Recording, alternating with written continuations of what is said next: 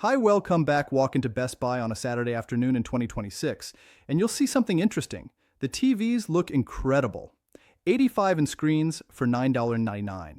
QLED technology at prices that would have been science fiction 5 years ago. The salespeople are eager. The displays are dazzling.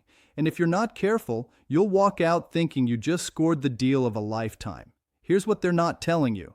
Behind those gorgeous demo loops and eye-popping price tags, something fundamental has changed in how TVs are being made, and it's not in your favor. The TVs on store shelves right now are objectively worse than the ones sold 3 years ago at the same price points. Cheaper components, aggressive cost cutting, software that treats you like a data mine instead of a customer. And the evidence. It's everywhere once you know where to look. The price illusion. Why cheap is getting expensive. Let's start with what seems like good news. A 65 and 4K TV that cost $800 in 2022 now goes for $449 at Walmart. That's progress, right? Your dollar is going further, except it's not because that 2026 TV at $449 will likely need replacing in 3 years. While the 2022 model at $800 is still working fine in living rooms across America, when you do the math on cost per year of use, you're actually paying more now. Consumer Reports published data in early 2025 showing that budget TVs under $500 now have a failure rate of 18% within the first 3 years. That's up from 12% in 2022. Translation, nearly 1 in 5 people who buy a budget TV today will be shopping for a replacement before their original purchase would have even been broken in a few years ago. Here's what's happening. TV manufacturers discovered something brilliant from a business perspective and terrible from a consumer perspective. They make more money selling you 3 cheap TVs over 9 years than 1 decent TV that lasts a decade. The incentives have completely flipped. A Costco member from Ohio put it bluntly, bought a high-end 65-inch for $390 in March 2025. By November, half the screen had dark spots. Warranty process took 6 weeks. They offered me a refurbished replacement. I paid for new. That's the hidden cost, the warranty runaround, the time spent troubleshooting, the eventual replacement that's never quite as good. The frustration of explaining to customer service that yes, you did try unplugging it, the panel lottery, why 2 identical TVs aren't. Here's something manufacturers really don't want you to know. When you buy a TV in 2026, you're essentially playing panel lottery. Same model number, same box, completely different guts. TV brands used to source panels from 1 or 2 manufacturers for each model. Consistency was part of the value proposition. Not anymore. To keep costs down and supply chains flexible, brands now source from whoever's cheapest that month. Your TCL 55S453G might have a BOE panel. Your neighbor's identical model might have an AUO panel. Different brightness, different color accuracy, different longevity.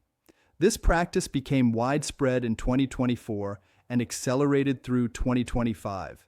The Verge reported on this trend, noting that even premium brands like Samsung now do panel mixing on mid-range models.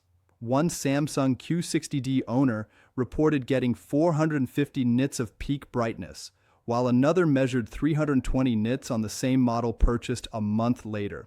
Let me break this down in practical terms. You go to Best Buy, you see a gorgeous display model. You check the reviews online. Everything looks perfect. You buy that exact model number. You get it home. It doesn't look the same. Not even close. You're not crazy. You literally got a different TV that happens to share a name with the one you researched. One Reddit user said, spent 2 weeks researching the TCL 6 series, review sites, loved it, got mine home. Immediately noticed the uniformity was garbage, exchanged it. The second one was better. Third one was perfect. I basically had to win the lottery 3 times. That's not quality control, that's quality roulette. The worst part, return policies protect you for maybe 30 days. These panel differences often don't become obvious until you've lived with the TV for a while, until you've watched HDR content in a dark room, until you've noticed that sports broadcasts have weird motion artifacts. By then, you're stuck. The software scam. Your TV is spying on you for profit. Remember when a TV was just a screen? You plugged in your cable box or DVD player. You watched TV. End of story. Those days are dead. Modern TVs are surveillance devices that happen to display video. And in 2025 and 2026, it's gotten so much worse. Every major TV manufacturer now makes more money from selling your viewing data than from selling you the TV. Think about that. The physical product is almost a loss leader for the real product. Information about what you watch, when you watch it, and how they can serve you ads based on that data. LG got caught in late 2024 pushing full screen ads to OLED TV owners when their TVs went into screensaver mode. Not little banner ads, full screen ads for movies and products replacing your custom screensaver on TVs that cost $2,000 to $3,000. The backlash was fierce enough that LG rolled it back. But here's the thing, they tried it. They thought they could get away with it, and they'll try again in a different form. Samsung's recent software updates include more ads in the interface, slower boot times, and forced firmware updates that you can't decline. A Samsung frame owner posted, "Bought this TV specifically because the interface was clean." 2 firmware updates later, every menu has sponsored content. I paid $500 to be advertised to in my own living room. TCL and Hisense have been even more aggressive. Their Google TV implementations now show video ads before you can access your apps, not pre-roll ads in YouTube. Ads before you can even open Netflix. You turn on your TV to watch something, you have to watch an ad first, on hardware you own. The technical term for this is fast, free, ad-yup supported television. The TV manufacturers sell spots on these platforms and keep the revenue. It's brilliant for shareholders and infuriating for customers. Some budget TVs now spend more processing power serving ads than processing your actual content. Consumer Reports found that disabling all the tracking and ad features on a typical smart TV requires going through 12 different menu settings, most of which reset after firmware updates. It's designed to be too annoying to bother with. Here's the real kicker. These smart TV platforms are getting slower over time. That 2024 TCL that booted up in 8 seconds. After a year of updates, it takes 25 seconds. The interface lags, apps crash more frequently. Why? Because the manufacturer is doing more surveillance, processing more data, serving more ads. Your user experience degrades, so their ad revenue can increase. An IT professional on Reddit ran packet analysis on his new Hisense TV. It's pinging tracking servers every 30 seconds when powered on, sending data about what I'm watching, how long, what time of day. I put it on a separate VLAN and blocked the tracking domains. Now half the smart features don't work. It's malware with a display attached. The backlight crisis, why your picture goes dark. Let's talk about the #1 failure point in modern LED TVs, the backlight. It's the array of LEDs behind your screen that illuminates the picture. When it fails, your TV either goes completely dark or develops vertical bands of dead zones. Backlight failure used to be rare. A LED backlight could theoretically last 100,000 hours. You'd need to watch TV for 11 years straight to reach that. But in 2025 and 2026, backlights are failing at 18 months, 12 months, sometimes 8 months after purchase. What changed? Cheaper LEDs, fewer of them, and thermal management that prioritizes thinness over longevity. Manufacturers discovered they could cut costs by using lower-grade LEDs and cramming them into thinner chassis with inadequate heat dissipation. The TV looks sleek on the sales floor. It dies faster in your living room. A Walmart shopper from Texas said, bought an O&N55 in Walmart's house brand for $278. 8 months in, dark band down the left side kept growing. Contacted support. Rep told me that model has a 1-year warranty, but backlight failure isn't covered. I asked what is covered. She didn't have an answer. That warranty trick is everywhere now. The TV has a warranty. The backlight has a warranty. They're not the same warranty. Read the fine print on a TCL or Hisense in 2026, and you'll find the backlight is covered for 90 days while the TV itself is covered for a year. Guess what fails at month 4? Best Buy's Geek Squad reports that backlight failure service calls have increased 34% year over year. They're seeing entire batches of models from multiple manufacturers with identical failure patterns. One technician told a customer forum, "We're replacing backlight assemblies on TVs that are barely out of warranty. Sometimes we see 5 of the same model in a week." That's not random failure, that's designed failure. The cost to repair a backlight after warranty, usually $200 to $400 depending on size on a TV you paid $450 for. The math doesn't work, which is exactly the point. HDMI board failure, the other death sentence. If backlight failure is the #1 way budget TVs die, HDMI board failure is #2. And it's arguably more frustrating because it's intermittent. Your TV works fine, then one day your PlayStation won't connect. You try a different HDMI port, works for a week, then that one goes out. You try new cables, doesn't help. Eventually you're down to one working HDMI port on a TV with 4, and then that last one starts flickering. This is HDMI board degradation, and it's everywhere in 2025, 2026 budget and mid-range TVs.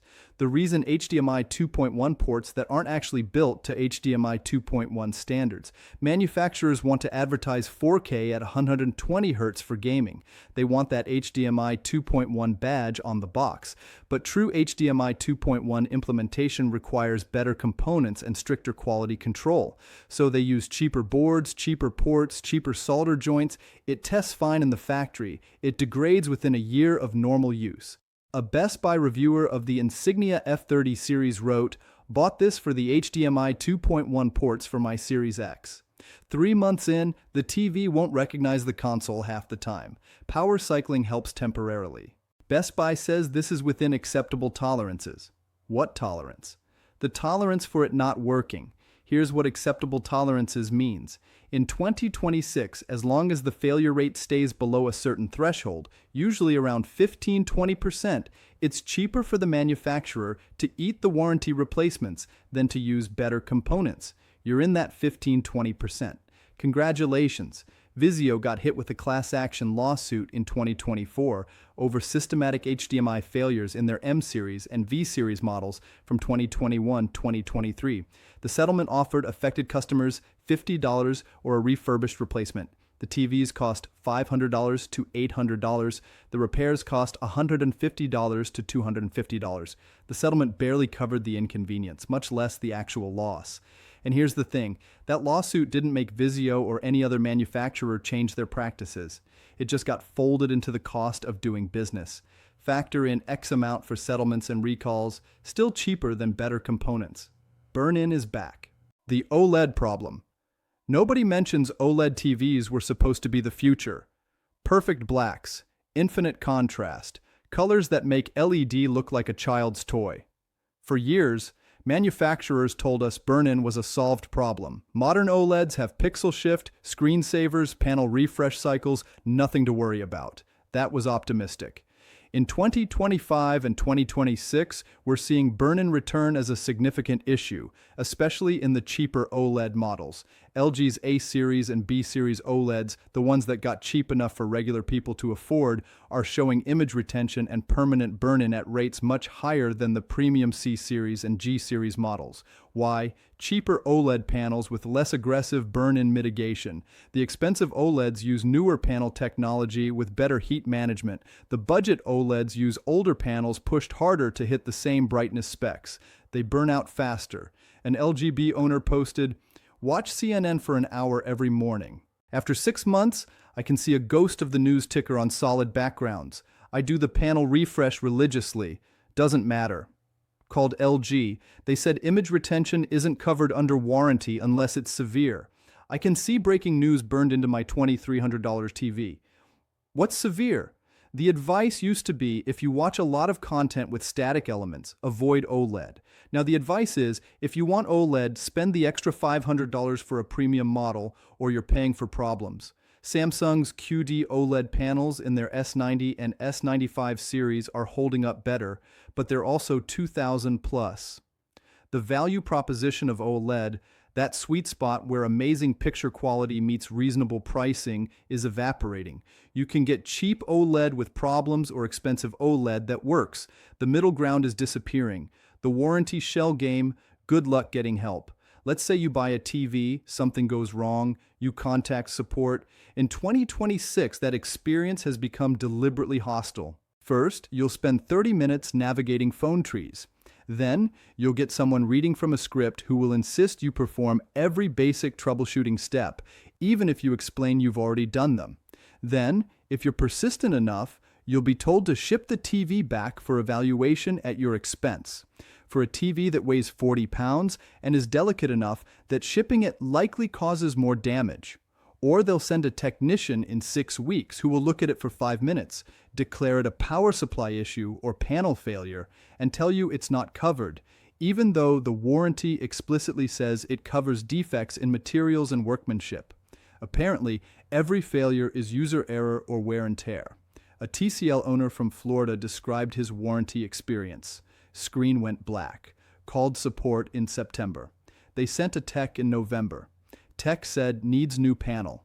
TCL said they don't have panels for that model anymore. Offered me 20% off a new TV. My TV was 14 months old. That's not a warranty, that's a courtesy insult. High-Ends has been particularly notorious in 2025 for warranty denials. Multiple customer reports of being told their TV damage was caused by power surges not covered under warranty, even in homes with surge protectors and no other devices affected. One customer hired an independent technician who determined the failure was a manufacturing defect in the power supply. High-End still denied the claim. The TV was 8 months old. Here's the secret. Warranty departments are cost centers. Every approval cuts into profit. So the system is designed to deny first, then deny again, then maybe approve if you're annoying enough. Most people give up. That's the strategy. Best Buy's extended warranties are sometimes better, but they come with their own frustrations. Geek Squad protection often means refurbished replacements instead of repairs. And if your model has been discontinued, which happens fast in the TV world, they'll offer you the nearest comparable model, which usually means smaller or a previous generation.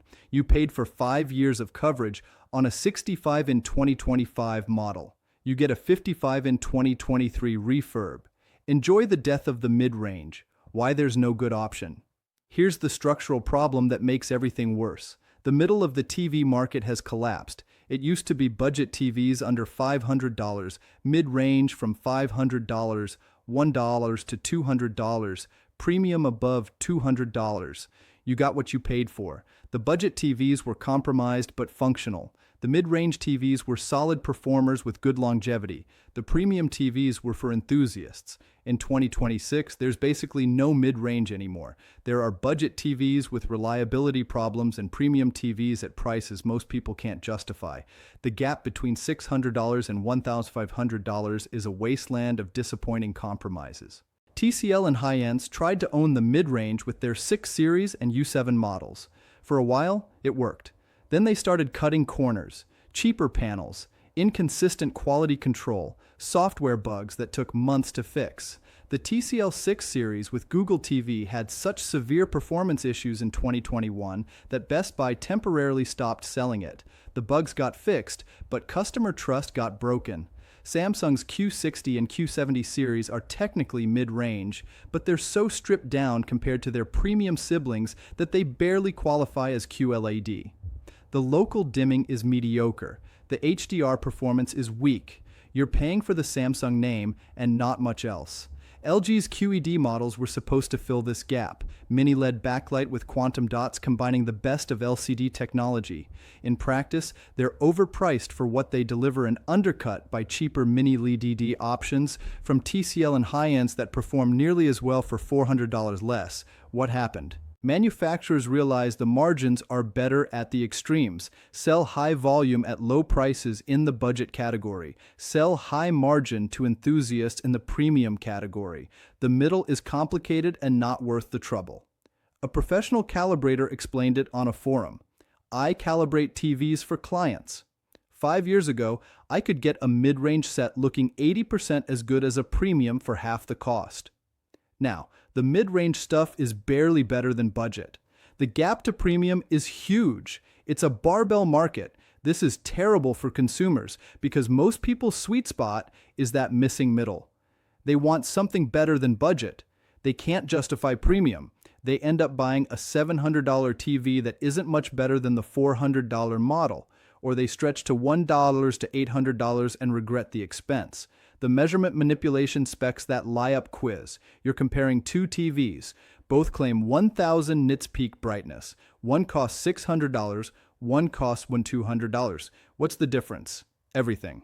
As it turns out, TV specs in 2026 are meaningless without context. Manufacturers have figured out how to game every measurement in ways that look good on paper and disappoint in practice. Peak brightness. That might be a 10% window on a test pattern. Real content in HDR might hit 400 nits. Contrast ratio measured with the backlight at maximum, which you'll never actually use because it looks terrible. Color volume measured at settings that oversaturate everything. Bardings, the most trusted TV testing site, has documented this extensively. They measure TVs with standardized testing and compare it to manufacturer claims. The discrepancies are wild. A Heinz U6 claims 600 nits. Airings measured 380 nits in real-world HDR content.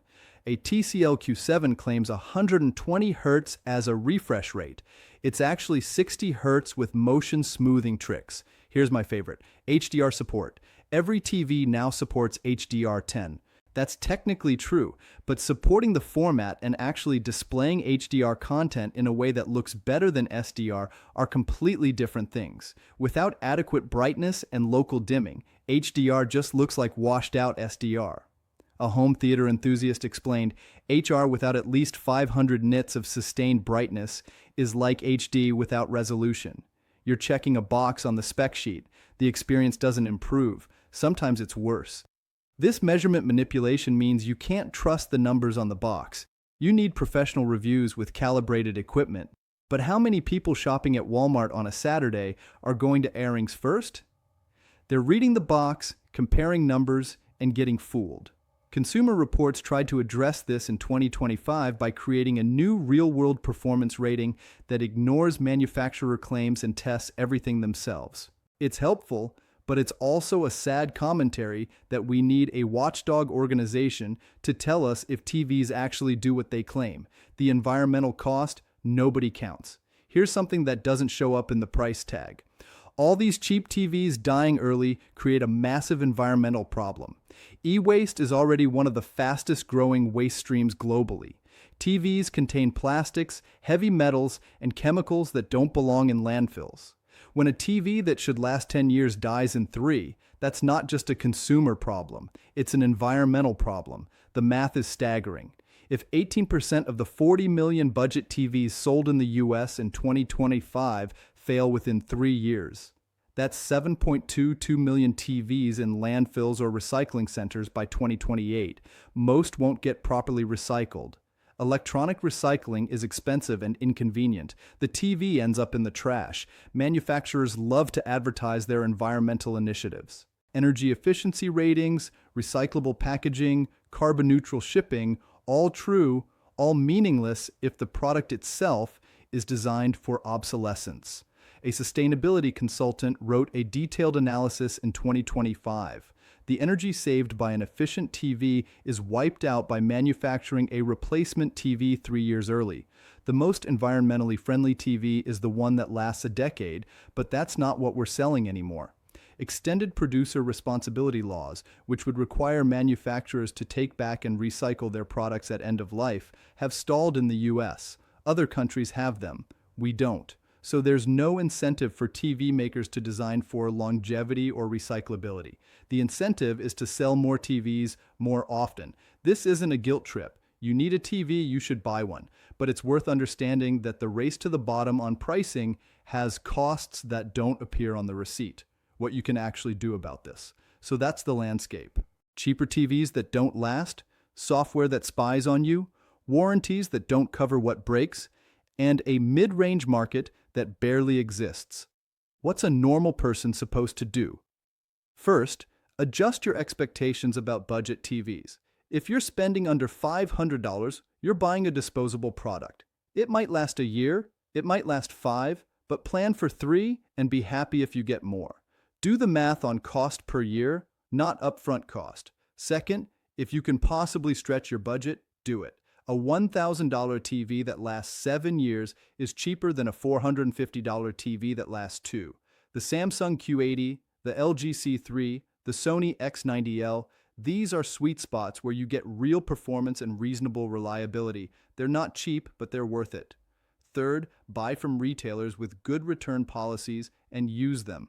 Costco's 90-day return window is gold. If your TV has issues, take it back. Don't fight with manufacturer warranties if you have a choice. Best Buy's return policy is more restrictive, but their Geek Squad protection, while imperfect, is better than manufacturer warranties. Fourth, disable every piece of tracking and advertising you can find. Yes, it's annoying. Yes, it takes 30 minutes. Do it anyway. Go into network settings. Go into privacy settings. Opt out of everything. Your TV will work better and you'll get your living room back. Fifth, consider buying last year's model.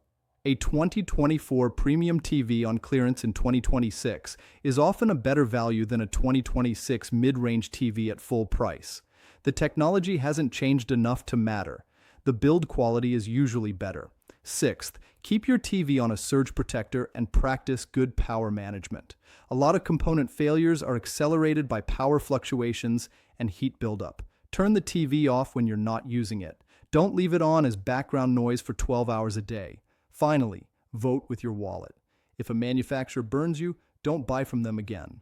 If a retailer makes returns difficult, shop elsewhere. The only language these companies speak is revenue. Make them lose yours. The bottom line, the TV industry has fundamentally changed its priorities and consumers are paying the price. The race for cheaper prices and faster sales cycles has created products that look great in the store and disappoint at home. This isn't about being nostalgic for the old days. This is about understanding what you're actually buying in 2026. TVs are worse than they were 3 years ago at the same price points. That's not opinion. That's measurable reality. Failure rates are up. Component quality is down. Software is more intrusive. Warranties are less reliable. The mid-range has collapsed. The value proposition that made TV shopping straightforward is gone. But here's the thing. Knowing all this gives you power.